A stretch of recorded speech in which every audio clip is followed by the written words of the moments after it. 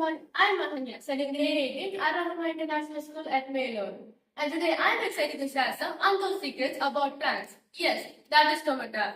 Many people know that plants give us oxygen, but very few know how they actually breathe and save water at the same time.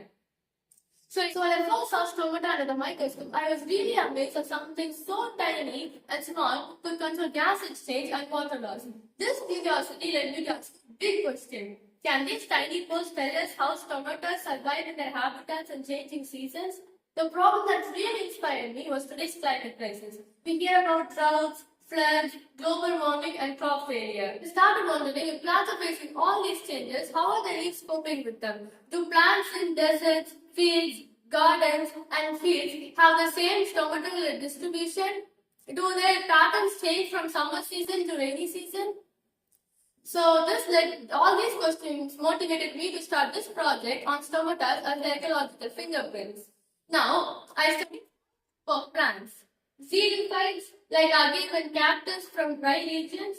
Mesophytes like hibiscus and jasmine from normal garden conditions. And hydrophytes like water hyacinth and blue water lily from aquatic habitats. And finally, grassland species like sugarcane from open fields.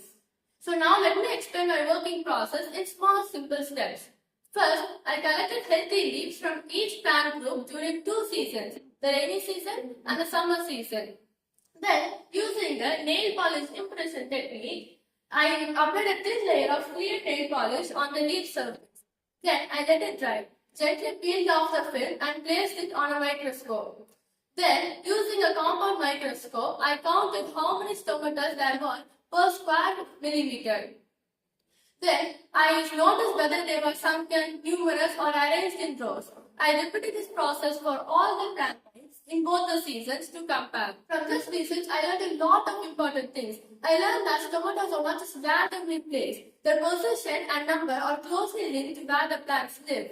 I also understood that stomatas can cleverly control their photosynthesis just by closing and opening their pores.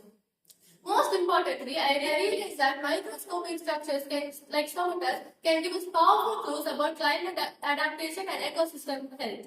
Now, the results were very clear and exciting.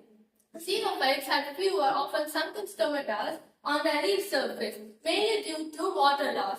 Then, mesophytes had stomatas mainly on the lower surface because they have to protect themselves from direct sunlight. Then, hydrophytes have stomatas only on the upper surface. This is because on the lower surface, the leaves touch the water, and so the efficient gas change cannot happen. Then, grassland species like sugarcane have stomata on both surfaces arranged in rows for more photosynthesis efficiency. In conclusion, my project shows that stomata distribution, density, and behavior truly act as ecological fingerprints. They reveal how each plant is perfectly designed for its habitat. Their stomatal distribution also tells a big story about adaptation, survival, and resilience. In future, I hope this project can help farmers with choosing correct crops for adaptation. It can also help scientists monitor climate change and also help young students and scientists study more about the ecosystem. To this, my dream is that tiny stomatas will help us towards a more green and climate resilient future. Thank you.